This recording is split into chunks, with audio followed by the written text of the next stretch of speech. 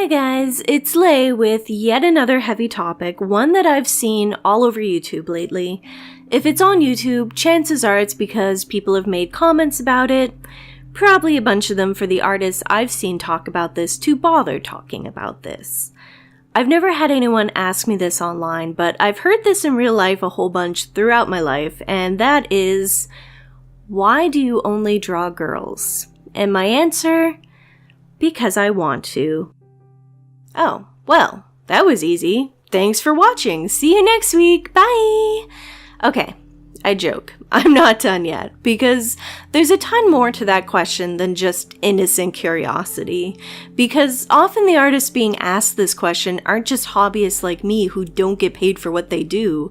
They're artists whose entire livelihoods depend on their art, and the kind of art that they make. There's a ton of different art styles and subjects in this world. I could have become a surrealist painter like Frida Kahlo, one of my favorite artists ever of all time forever. I could have stuck with graphic design and made that my career. A couple of artists I knew back in the day did just that. Or I could have gone with what sells in my community. I could have become a landscape artist, and theoretically I could have made money selling paintings and actually had my art shown in local galleries around the province. But I didn't, because I didn't want to. I consider myself an illustrative artist. I create illustrations usually inspired by comic books and Art Nouveau, and they feature feminine characters as the subject. If you look at any of my old sketchbook tours, or if you know me at all, you'll know that I've been drawing this subject for a long, long time. The only thing that's changed is that I don't rely on colored pencil, and I never draw just a straight-up character with no background. But Lay, you might hypothetically say, why just girls? Why don't you ever draw guys? You're selling yourself short by not experimenting. You aren't growing as an artist. You're stuck in a rut. You don't care about improving. Okay, that's kind of out of hand. I'm sure no one is really thinking that. I create art for me, foremost. I'm not a commission artist, but a million points to those who are. That ain't easy. I can't even do requests in a reasonable amount of time. Something I learned from not creating art for a few years and focusing on writing is that when you write a novel, you have to like it. Don't tailor what you create to chase trends or appease a crowd, because you won't want to follow through and finish what you've started. This is not to say that I don't like boys. There are artists out there who prefer drawing boys and draw predominantly boys, and there's nothing wrong with that. I just like drawing curvy feminine body types, and that's what I want in my illustrations. If I did draw boys, they'd probably be feminine too. There is a problem in assuming someone doesn't like something based on their art. If you look at a landscape painter, would you assume they don't like humans because they don't do portraits? You would never think that of Bob Ross, right?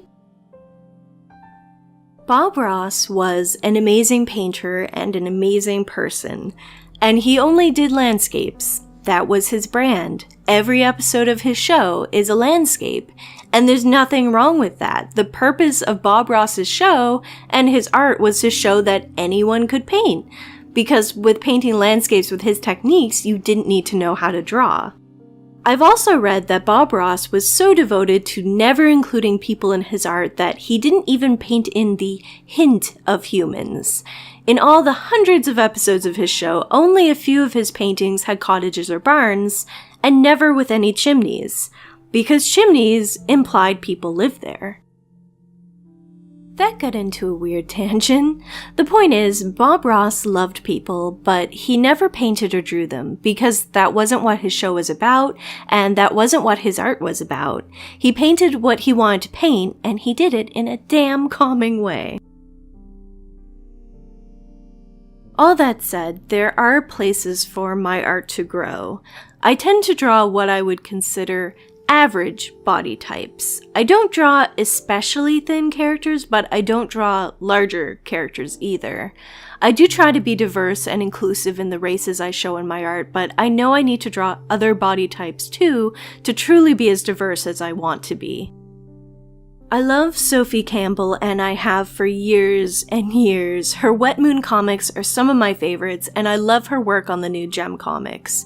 And I could stand to learn from her. She doesn't shy away from showing all shapes and sizes of characters, and never has. I'll include links in the description box to places you can find her, and I highly recommend that you do. I do care about improving and experimenting, but I personally think there's a lot to be learned by creating the art you want to create. If you look at how I created illustrations as a teen to now, I've made huge improvements and I have learned a ton.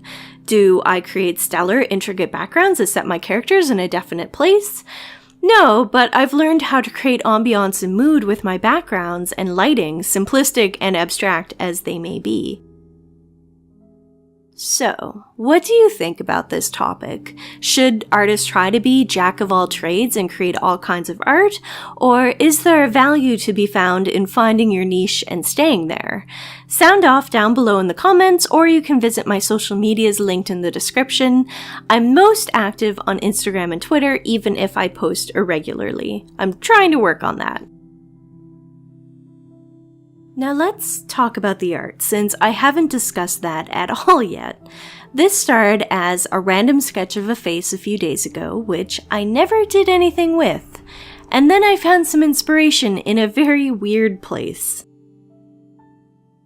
I have been binge-watching Brooklyn Nine-Nine, which is probably one of the funnier shows I've seen since Community's tragic end a few years ago.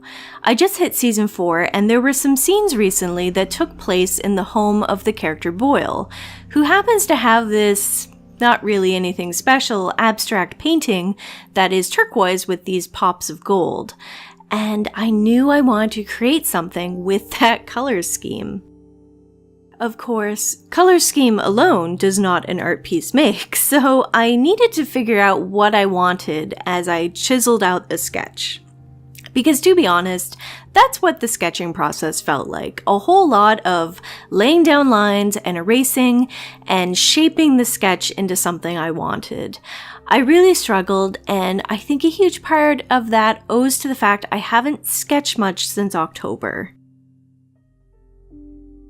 As I mentioned in a past video, I kind of got burnt out after doing Inktober.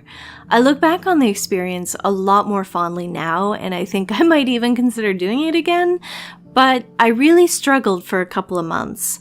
I'm definitely in a better place now, but I really need to work on sketching more frequently, even if it's sketches that don't end up becoming finished pieces. A problem I have always had is believing all sketches need to be something. They need to become finished, colored art. I seldom, if ever, just filled a page with random sketches. I don't think I've even finished a sketchbook or come close since I was a teenager. Maybe that's something I'll try to do this year, but I love sketching digitally, so who knows? And that's another thing. This is yet another digital piece. I'm definitely not giving up on learning watercolor, I just am focusing on tones and values and shading at the moment.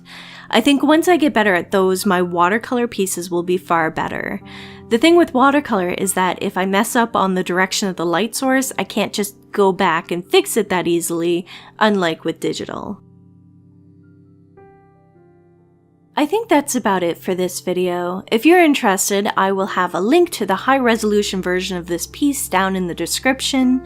If you enjoyed this video, please give me a thumbs up and help me out.